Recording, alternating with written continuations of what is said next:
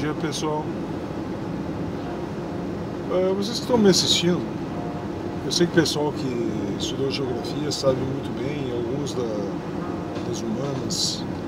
Vocês que estão me assistindo já ouviram falar num cara chamado Milton Santos? Pois é, depois que o marxismo entrou com tudo na geografia, lá no final dos anos 70 aqui no Brasil, né, nos anos 60 nos Estados Unidos, e também no mundo anglo-saxão em geral, Milton Santos no Brasil passou a ser conhecido como porta-voz chamada geografia crítica, né? Que nada mais era do que uma análise marxista dos fenômenos geográficos. Claro que daí tu acabava enfatizando os aspectos humanos da geografia, né? A parte econômica, as cidades, meio rural, blá blá blá, né? A geografia física ficou relegada a segundo plano, né? Como menos importante por causa disso. Porque o marxismo não dá conta de fenômenos naturais, né? Até tenta, mas não consegue. Já tentaram deturpar o que deu a própria filosofia marxista para encaixar, mas não conseguiram. Pois é, o Milton Santos, ele era um cara que tinha pouca pesquisa empírica, embora nos livros iniciais dele ele enchesse de dados, tinha pouca pesquisa empírica.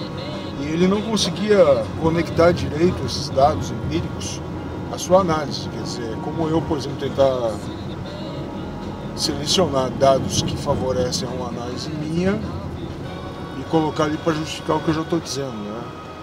Só que no marxismo isso fica muito ruim, né? Porque fica muito difícil, porque são análises históricas, filosóficas de longo prazo, e daí o cara pega qualquer coisa do presente, como pobreza, desigualdade, e aparentemente o marxismo parece justificar aquilo, mas não resiste a menor análise séria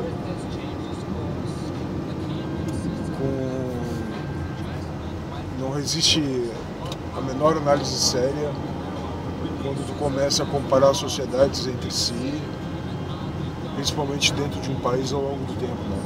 Tu vê que o marxismo ele implode, né? Porque por mais desigualdade que apresente os países, mesmo as classes mais baixas apresentam um enriquecimento geral nas sociedades capitalistas, regra geral, entendeu? Então, o Milton Santos é um daqueles caras admirados, principalmente na geografia humana, mas que ele enfeita muito as suas análises com palavras e neologismos para ninguém entender o que o cara está dizendo, né? Então, por exemplo, uma palavra famosinha que ele criou aí, um neologismo famosinho, é globalitário, para criticar a globalização, dizendo que ela é imposta, né? Como se fosse um sistema totalitário. Quer dizer, qualquer cara que leia sobre totalitarismo, qualquer sujeito que leia sobre totalitarismo, da famosa filósofa Hannah Arendt, sabe que o Milton Santos falava bobagem, né?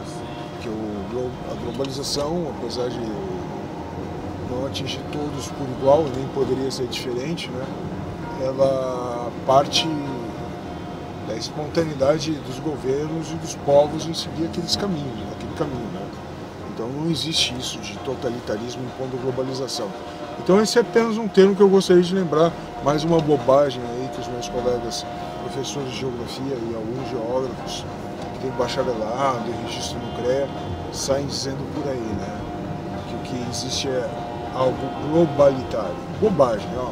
Menos um para vocês, vão estudar a cambada de preguiçoso, né? E deixar de repetir clichêzinho por aí e achando que está abafando. Vocês não resistem ao menor sinal de contestação e debate sério com alguém que entenda um monte de bobagem que você está falando. Tá legal?